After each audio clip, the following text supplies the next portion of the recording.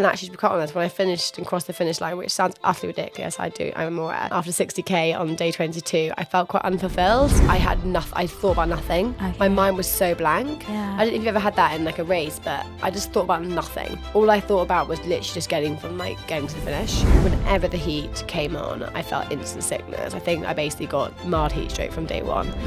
Welcome back to 5 Miles Easy. On the show today, we're joined by Imo Boddy, run coach, content creator, and record-breaking ultra runner. On 21st of May this year, Imo smashed a 45-year-old world record for the fastest female to complete the UK Three Peaks, covering over 680 kilometres on foot and climbing over 10,000 metres of elevation in just 6 days, 5 hours and 43 minutes. Imo also holds the record for the youngest female to have run the length of the UK from John O'Groats to Land's End. Steph, we were both tracking Imo as she completed this incredible challenge, and honestly, each day my mind was just blown by the distance that she covered, let alone the elevation. It is just absolutely nuts when you see those figures. But for people who might not have followed along, should we just give a bit of context as to exactly what the challenge involved? Yeah, definitely. And I completely agree. I mean, tracking that dot day to day, it's just crazy to see how far it moves, especially when you're just traveling between countries as well. It's, mind-blowing the distance she was able to cover in that time.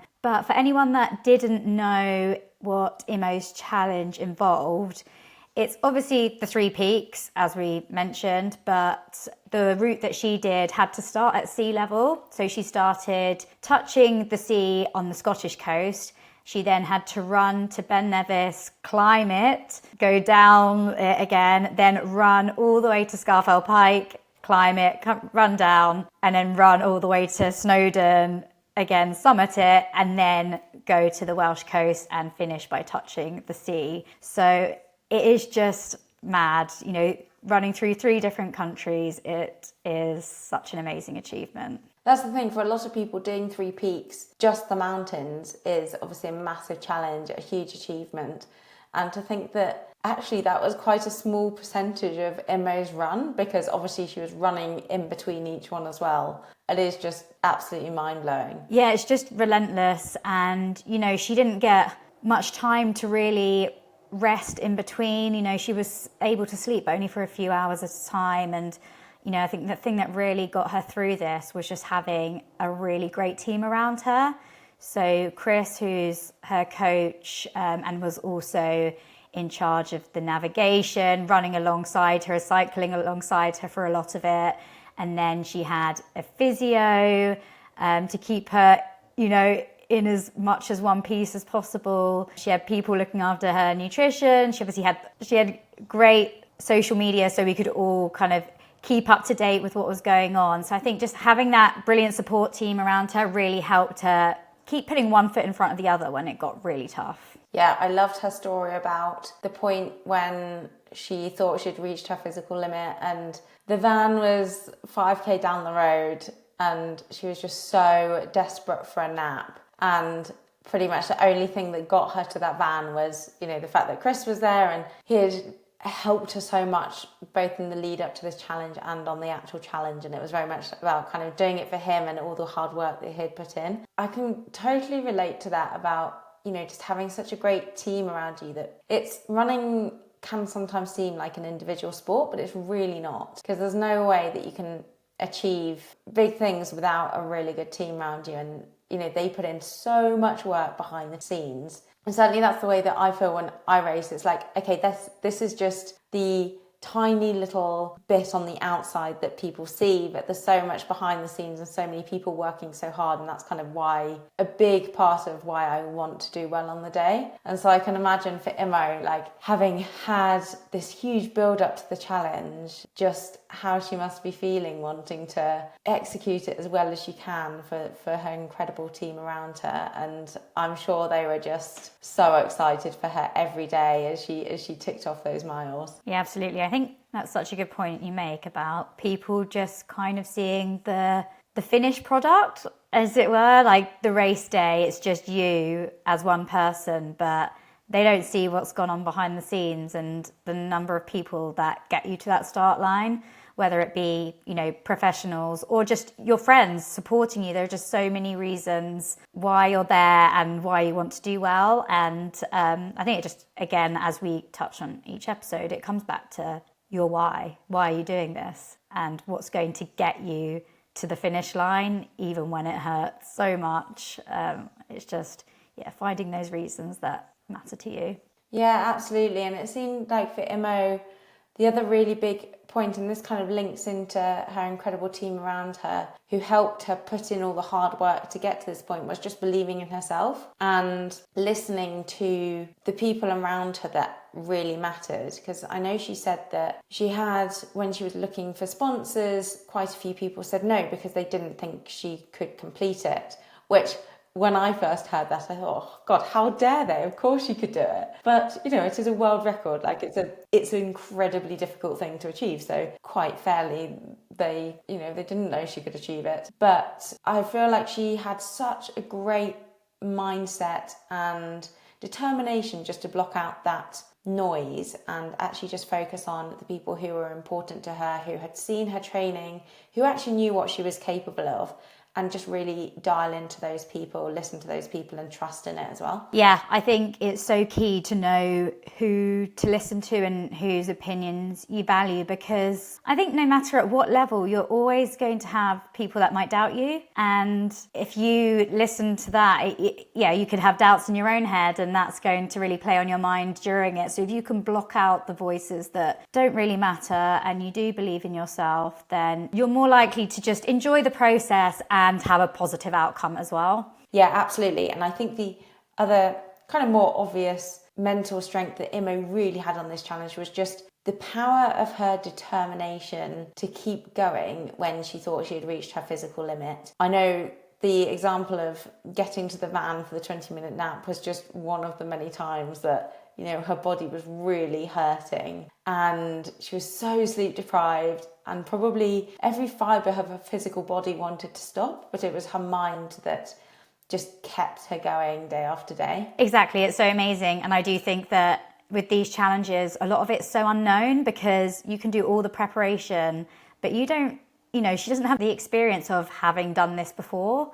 So when she got to those stages, it's almost like the first time she's ever felt that way. So what do you do to get through that? And I just think, it was so cool to witness that whole journey and experience she's had. And I just think there's so much she can take away from it in terms of, you know, no matter what she wants to do next, there's just so much she will have learned from this experience. I mean, given that it's only basically been a month since she completed it, I can't believe she would already be thinking about the next thing, but I know she is.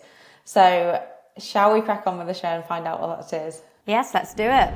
Imo, thank you so much for joining us for 5 Miles Easy. I'm really excited for this chat and just to get your insights into what you've been through, because it's so wildly different to what Rose and I train for that I really find it fascinating. But before we get into it all, first question is, what is your why when it comes to running? I know, my why, I was thinking about this. I always get asked the whole time, what is your why? And I think my why is I just love it. I love the benefits it gives you. I love the community you find through it, the elements of kind of being outside or with nature. And I think it's, just kind of, I think it's everything about running. I think this is quite a long-winded answer, but I was actually speaking to someone the other day and we were like, if social media wasn't a thing or if X, Y, and Z wasn't a thing, would you still run? And I was like, without a doubt. It's kind of like the one thing I couldn't do without now. So I think it's just everything that running kind of gives you. Yeah, I think that's so great as well, just to actually love running. I've had this conversation recently too, that imagine not loving it, because I do think some people don't genuinely love running and they do it just because they've got a goal, and like that's still a reason to run, but it's so lucky to actually genuinely enjoy the sport. Completely. So I think, it's because I love it rather than kind of for any other reason. Okay, so you've obviously just finished 3 peaks where you broke the women's world record, which is absolutely insane. But before we go into that bit, let's go back a bit. And where did running begin for you? And then how did that kind of lead to you wanting to break records? So your first big one being the youngest female to run the length of the UK. How did running begin? So I've always been really sporty. I've always loved sport. I actually used to be more of like a team sport, hockey, netball kind of girl. And then when I was at school, a lady actually came and she did a very inspirational talk.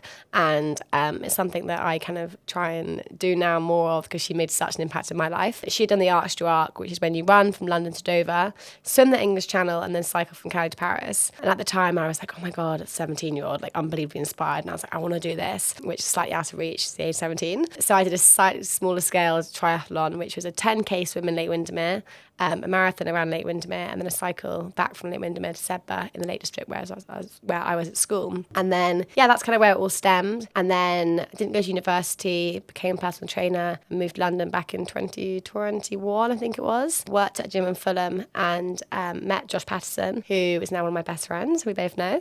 And he was like, I was like, I need to do something. I want to do running. I want to get into it. How do I get into it? And he introduced me to Ben Parker, who was my running coach at the time. And I wanted to do something else. And that's when I did 7 marathons in 7 days as my first kind of interlude into it and challenges. And I didn't really feel that fulfilled. So then did joggle, which at the time I thought was brutal, but in comparison to 3 Peaks was a bit of a holiday. Yeah, this is just mad to me because you said at 17, this triathlon, so you ran a marathon in the triathlon at 17. Yeah. I mean, people generally don't run their first marathon until, at least their mid-20s. And at 17, you're already running a marathon, let alone when you did joggle. Wait, how old were you? 22. 22. So super young. What made you want to run those distances and not, stick to the shorter stuff first? I think it wasn't so much the kind of distance. I think it was more, it was a distance. It was more the fact that I love pushing myself and I love seeing what I'm capable of. And for me, it's all about kind of delving deep and just like grinding out.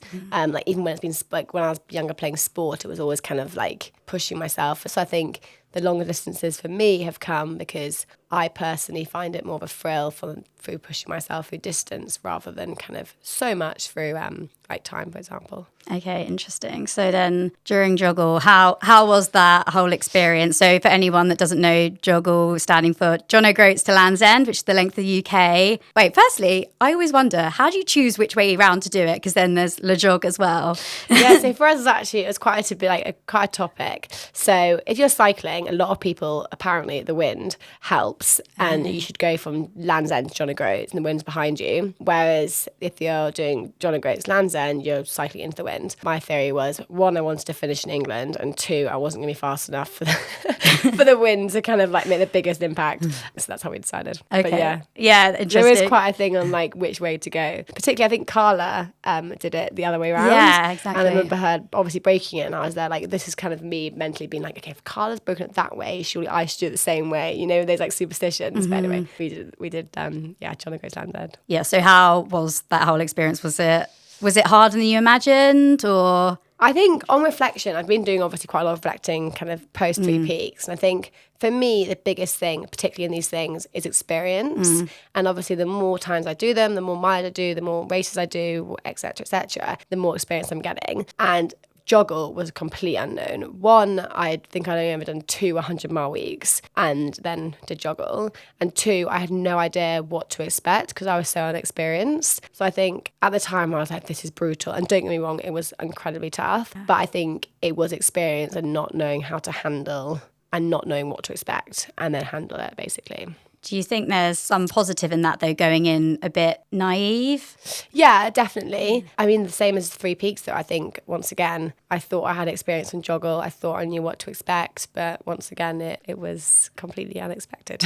Yeah. So when you finished joggle and you broke the record, did you know from then you wanted to seek out other difficult records? Yeah, I think I finished, so my body kind of broke down on joggle on day 6 or 7, and I then recovered, and I did it in 22 days, a 60k a day for 22 days. So by day 19, I was properly running again and fully recovered. And actually, to be quite honest, when I finished and crossed the finish line, which sounds utterly ridiculous, I'm aware, after 60k on day 22, I felt quite unfulfilled. I think it's because I was like, I've recovered, my body's been through it, and that was kind of it. So you knew from there you were unfulfilled and you're like, right, what's what's next? Yeah. So then, I mean, it's been a bit of time since then though. So did you know there'd be another big challenge on the cards? Like what have you done between then and now that led to coming up with the Three Peaks challenge? So last year was a bit of a weird year for me. I think I'm still very new to it, and I put my hands up and aware that I'm new to it and very vulnerable and kind of willing to learn.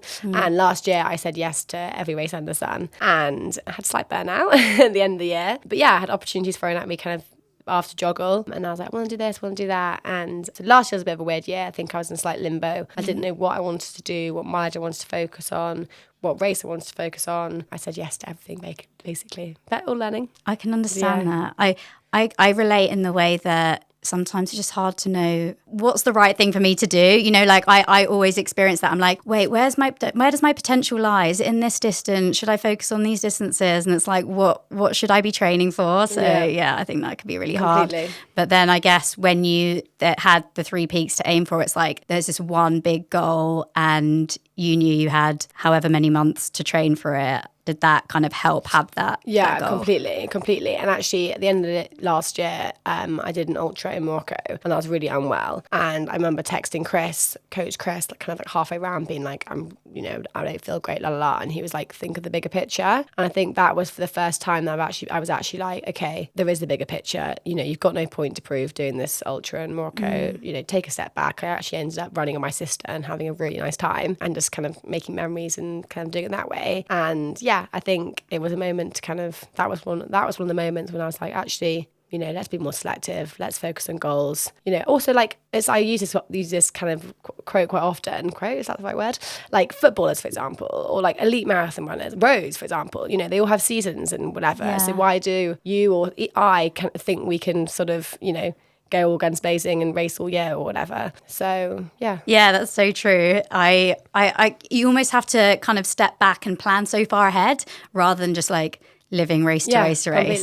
Completely. Such good advice as well. So if we go into the training for Three Peaks, how long did you have to train for it? When did you start the training? So, I mean, I say last year I kind of burnt out. It was always in the vision. Yeah. So I was kind of doing mileage last year, and it was obviously kind of coming to the forefront of our mind, but I was basically building a base. And then from November, we did the recce. So we went to Ben Nevis, Scarfell and Snowdon, and that was when we kind of like started properly, end November, early December, whatever it was. And then January, when we started this year, it was proper training. We did 2 training weeks, one in Ben Nevis, one at Scarfell, and then otherwise I was just kind of, in London training. So what did an average week look like for you versus those weeks where you were kind of simulating what you'd be doing in the... An average week was probably between like 150, about 150k, I'd say. A lot of kind of seeking incline on the treadmill, incline walks, putting the treadmill to kind of 15% and hiking. To be fair, I actually used to quite enjoy it. I'd put like a podcast on, or, you know, watching Netflix, documentary or film or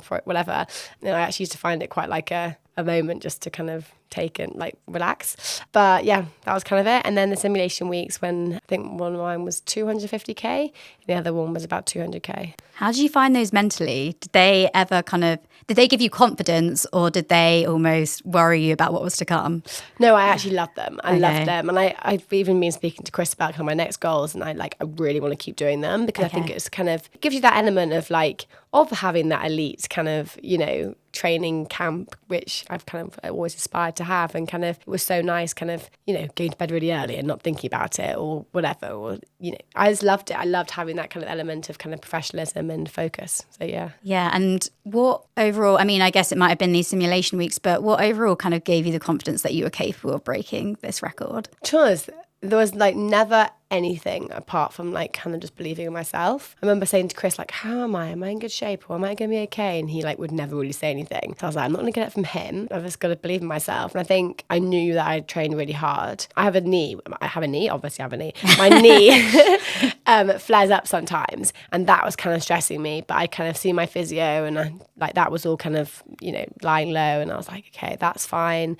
Whatever. So I think it was just about believing in myself. There was never any point when I was like, I've got this. It was just kind of just taking it step by step. I think that's what's so exciting about these challenges, though, is that there's always a chance that you may not be able to do it. Yeah, completely. But you just have to believe in yourself and, all the training you've done, and you had such a good team around you. I mean, having Chris as well, who clearly believed in you as well. I mean, there wasn't, I think it was like, until we got to Snowdon, until we got down Snowdon, that was like, and we had 15K to go, that's when I was like, I've got this record. Because obviously so much could happen. You never know what happened in Snowdon. The weather might have turned, I might have rolled my ankle.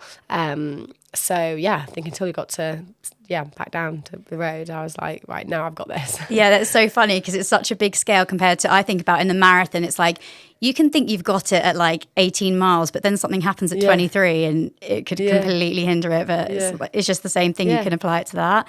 Let's just talk about, what was the record previously that you had to beat?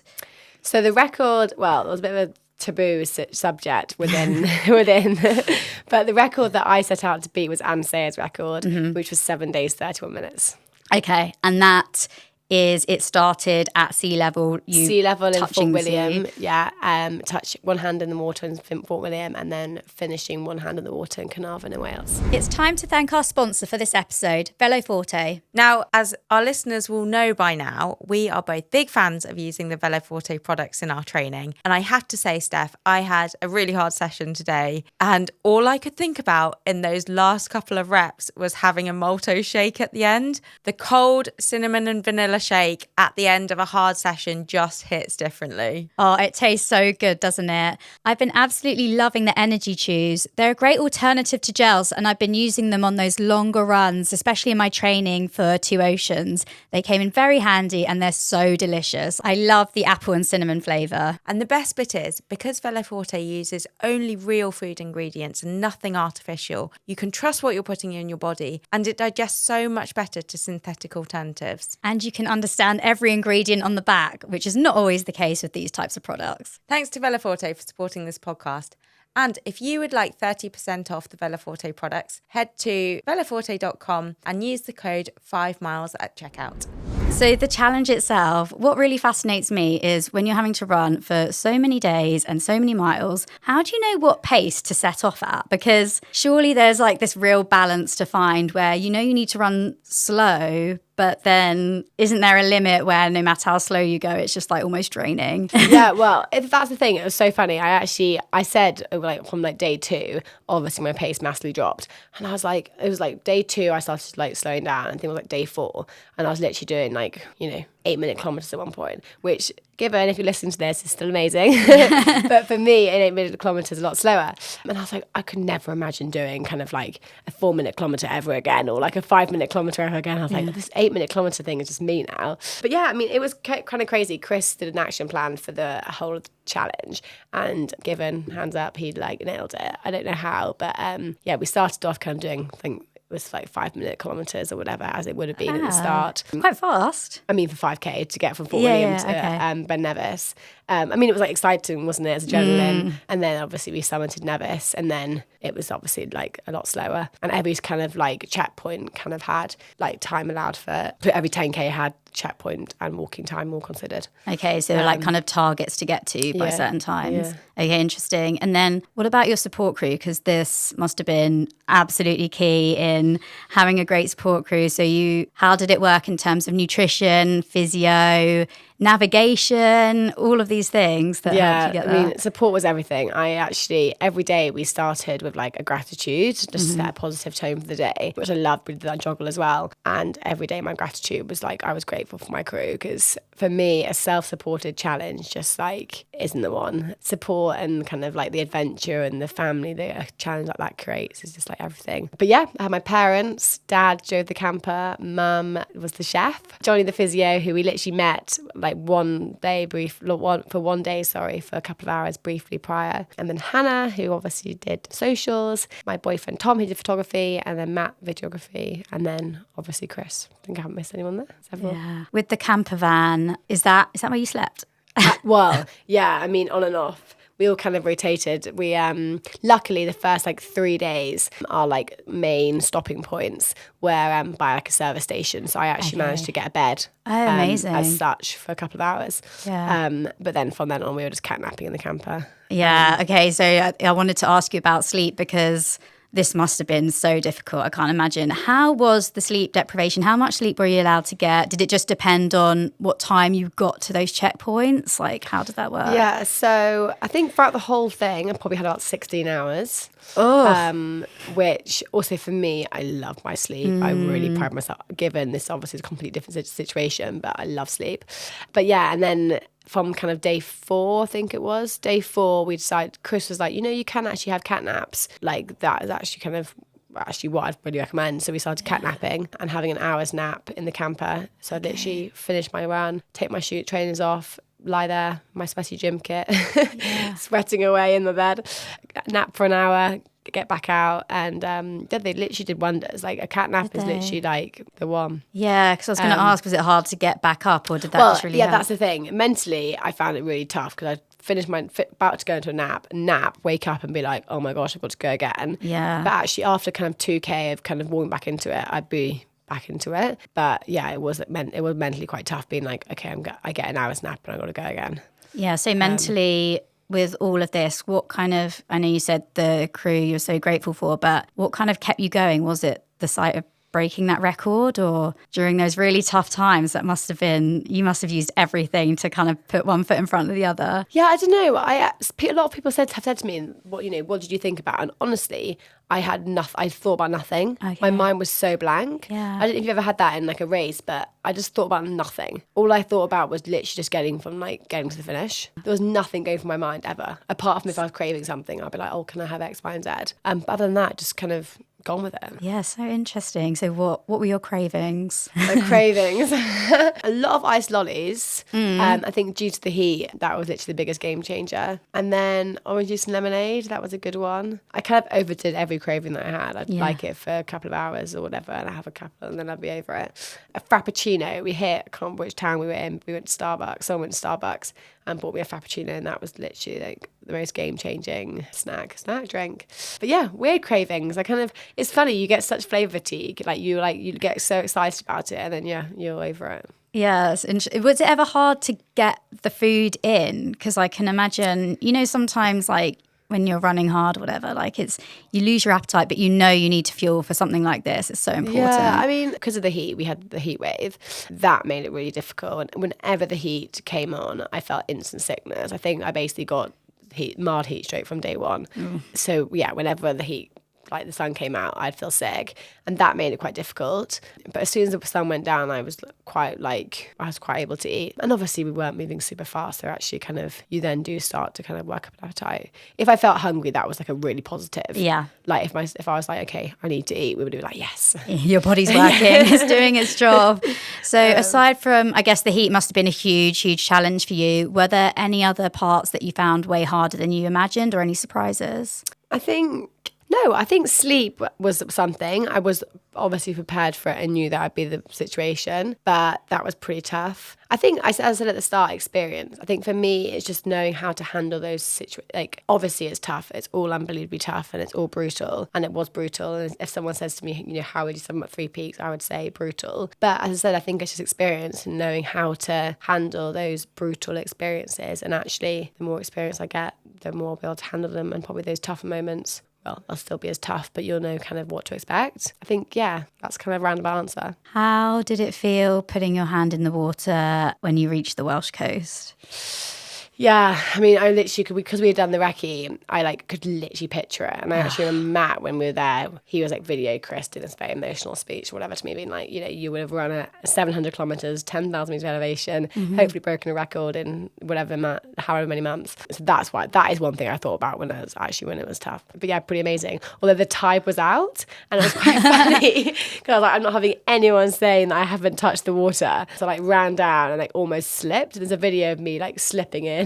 Oh no. To touch the water. But yeah, it was kind of weird there. Obviously the adrenaline was unbelievably high. It was all amazing. 10 minutes later, the pain literally kicked in again, and I was like, ready, that was me. I was like, good feeling for 10 minutes, and now I'm literally throbbing. Oh, you know what? I was just so obsessed with all the footage and photos from the end, though. It was so cool. I know. And then my sister, actually, she came to Scarfell. She wasn't going to come back, and then she ended up coming to the finish, which was so nice having her there. Yeah. So you've obviously had some time to reflect. So how long's it been now? 4 weeks? 4 weeks today, I finished. Oh, wow. Yeah. Okay. So you've had some time to kind of recover physically and mentally. And perhaps that's why now you're kind of able to see those harder challenges as learnings and experience. So was it harder overall than you thought it would be? Yes. I think it was really annoying.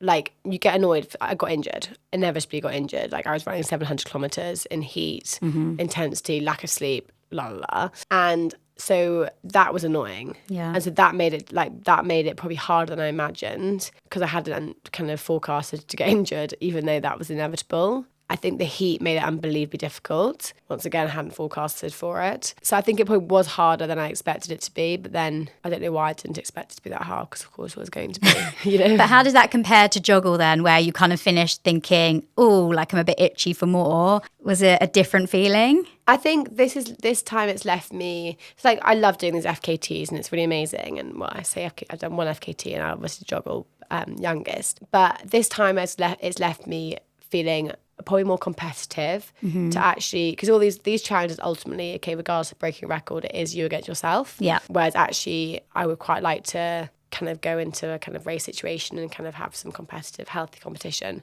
rather than kind of just having myself and me against myself. So it hasn't left me wanting to go, it's left me wanting to do more, but not wanting to do more in kind of like a challenge capacity. Really? Okay, that's interesting, because that was going to be a question as well. It's like, what's next? Does it make you want to, find more challenges, break records, or do you want to go down a different path, which it sounds like perhaps? Yeah, different path for sure. For the time being anyway. I'd love to do one again at some point, because I do love I do love the community it brings and the kind of crew it brings together and the adventure of it and sleeping in the camper, and I love all that. But I think I want to do qualify for GB in 24-hour running. Oh, I mean, I know. You've gone from one very hard thing to not an easier choice. I think 24 hours is what's drawing me towards 24 hours. I've done so much like boring, slow mileage. Yeah. And my body is so conditioned to that boring, slow mileage that I'm almost kind of like, I'm so young, I may as well capitalize on what I've got rather than kind of chucking myself into a different sort of race capacity. So I think that's what I want to do. That's super exciting though. What a cool goal to get a GB vest. Yeah. That'd be amazing. So we'll see. But yeah, as I said, I've got all the base miles of kind of boring, slow miles. So we'll see. Yeah, and I guess you need to make sure you're fully recovered first. So how did the recovery process look like? So recovery. So the first 2 weeks after, I had very hot sweats, very, very hot sweats, literally waking up in a pool of sweats, and my legs were throbbing, and I had dreams that I was still running. When I say it, I'm like, what the hell am I doing to myself? And then kind of since, my immune system's still quite down and my hormones probably aren't back in line yet. But other than that, overall, I'm very lucky as I've got no long-standing injuries, and I do feel pretty good. So the body's just amazing, isn't it? I mean, it was clearly telling you something afterwards. It's been through huge stress for it to be like that. But the fact that you feel good now is just I have been sleeping obviously a lot. I think the last time I saw you though, you couldn't fit into your shoes still. So can you now? I can now. Although actually I do have a pair of the Solomon S-Lab quite tight trail shoes, and I still can't fit into them. So I'm still not quite down, but I was weighing 10 and a half during, so that's quite a change. But anyway. Yeah, were you just generally really swollen? So swollen. Oh, gosh. Everything. I kind of laugh, not to be rude, but I am, when someone has cankles and they're really big, I'm like, that's what I'm you had to sweat it all out, clearly. You just had so much fluid everywhere. Exactly. Oh my gosh. So I had cankles for however long, but anyway. They've gone now. They're gone. So you're feeling ready to start going again. You're getting. I think I've got to remember though, I have been through so much. Yeah. And we were saying earlier, we're very lucky when you kind of do run the whole time. You kind of normalize it, whereas actually your body. Respect it. Yeah, I lost my voice over the weekend, so I probably should listen to it slightly. But anyway. Yeah. So have you got a kind of time frame of when you'll get back into it properly? Yeah, I mean, I'm going to try and do more cycling as well at the moment. Okay. Not outdoor, just indoor. We're not getting into the triathlon for sure. But yeah, I'm going to try and do a bit of static biking. I did that when I finished, and I really enjoyed it. Like, it was good to move because I'm aware that I need to take it slow and not go overexcited and whatever. But yeah, and then hopefully I would like to do Valencia at the end of the year. Oh, cool. I'm doing it too. Are you? Yeah. I mean, I haven't announced it on the podcast, so Oh, there we go. news here. It's definitely Valencia. Yeah, so many people are doing it this year, so I was like, oh, come on, man. Like, it'll be that's really so fun. Yeah. No, that's cool. So but we've got a bit of time, so it'd be quite nice to chill for a bit. Yeah. So the other thing I'm interested in is with all the things you're going to be training for next. So Valencia, trying to get on the GB team for 24-hour racing. What are some learnings that you can take from the experiences you've had over the last few weeks that will kind of help with the next training? Even though it's quite different, I appreciate. Yeah, learnings. I think, to be honest, how I went into my prep for Three Peaks, I would take take that same approach for anything, in the sense of I was very good at my sleep with my sleep, and actually sleep is like the harmony for recovery, and I will continue to do that. I think I've like spoken about it quite a lot on socials, and I really would like to kind of work with technology, if that makes any sense, and actually do some testing, and actually even have a nutritionist and just kind of go to the next level in some capacity, and actually just have the support. And even I've like never ever had a psychiatrist or spoken to anyone kind of about things. And I think I would love to, learning wise and kind of just generally, I'd love to kind of like level up as such in that capacity. So, I mean, equally, I spoke again on socials and said, you don't need that. And I haven't had that for anything I've done up until now. So you very much don't need it, and you can do it without. But I would quite like to just kind of... It's all the 1%, isn't Exactly. it? There's always a little bit more you can do that can just give you that extra edge. And you don't need it. Like, you don't need it. And, that's the beauty of running. You don't need it. But if you're in a position, if you're lucky enough to have those opportunities, then you can definitely capitalise on it. Yeah, and everyone's different. I think you need to find what works for you. So me getting a sports psychologist was game-changing for my running, whereas, for some people, they won't need it as much, and they might need to look at other things like nutrition a bit more. So, it's kind of working out what's right for you. So that, and then I'd like to join a run club, which I'm appreciate there's so many run clubs, but actually like join a run club and do some track sessions and kind of have some fun with that capacity. And then just keep believing myself, because I think a lot of people didn't believe in me pre-Three Peaks. Really? Yeah.